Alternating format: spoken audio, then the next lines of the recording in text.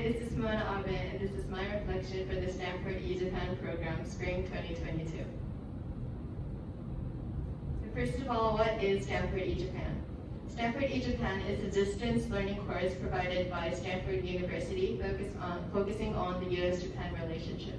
We have virtual classes for 5 months, and we have individual and group assignments, and finally we have our final research paper. This presentation is going to be divided into 3 parts. First of all, the course content, second of all, the final paper, and finally, why I love E-Japan and why you should consider applying to. So the course content. There are 10 modules. One is being erased by this line that I can't get rid of. But we have 10 modules. We have assignments for each one, and we listen to a lecture and have a discussion afterwards. Some of them we get to discuss with the RSPS students, which are students in the US who are studying US-Japan relations as well. And the module that I found most interesting was the one on the US-Japan relationship. We focused on how the relationship between the US and Japan evolved over time. Post war, US was kind of standing above Japan. The US drafted the Japanese constitution, provided economic aid, and supported Japan's re-entry into the international community. But now things have changed, and the US and Japan have a really strong bond, strong alliance, because they confront common threats. Due to their security alliance, both countries benefit because Japan can focus on its economic growth and their security is guaranteed. And also for the US, it's easier to operate in Asia if they have a base in Japan. So what makes this bond between the two countries strong? It's because they both believe in law, the countries are both a democracy, and that they both believe in human rights. The most interesting part about this module was the discussion on Article 9, which I think is very controversial in Japan as well, why the self-defense force is necessary.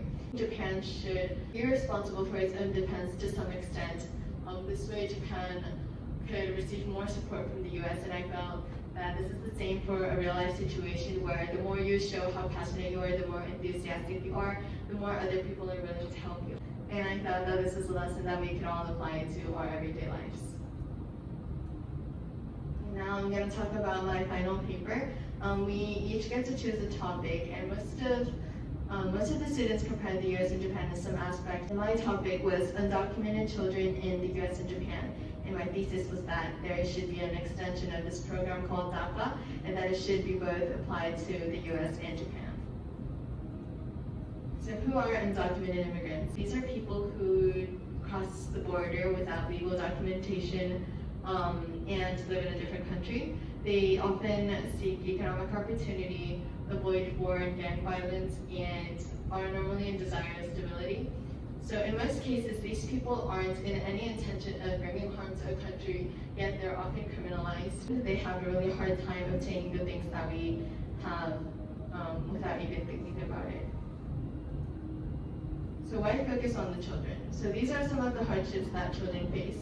They are at risk of deportation because they themselves and their family could be detained and deported at any time. And another thing is that their health is at risk because they can't get health insurance because sometimes they require legal documentation, which of course these people don't have. They can't receive enough education. A lot of people are denied college application because they don't have legal documentation, and this is actually how some students find out that they are undocumented.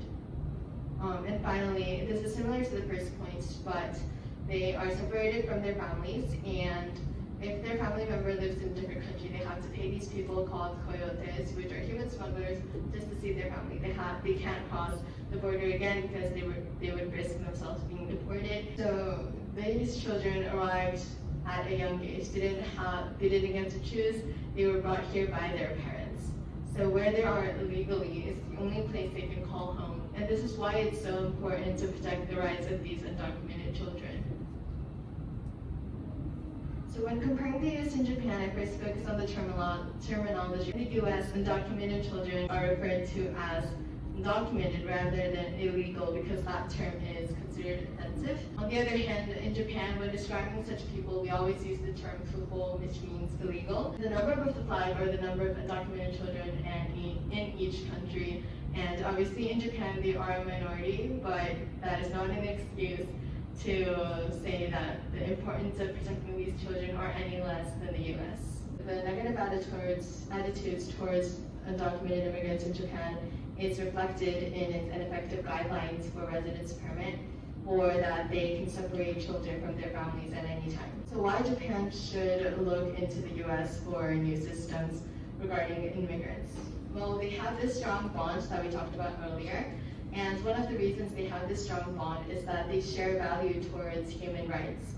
And because of this, I feel like Japan should really look up to US in this perspective and look into the policies in the US. The one policy that I wanted to focus on is called DACA, or the Deferred Action for Childhood Arrivals. This program protects undocumented children from deportation and temporarily allows them to lawfully reside. This was created under the Obama administration, and it has helped over millions of children in the US. However, this program has a major flaw, which is that only the children are protected and that their parents are not. So the parents could be detained and separated from their family at any time.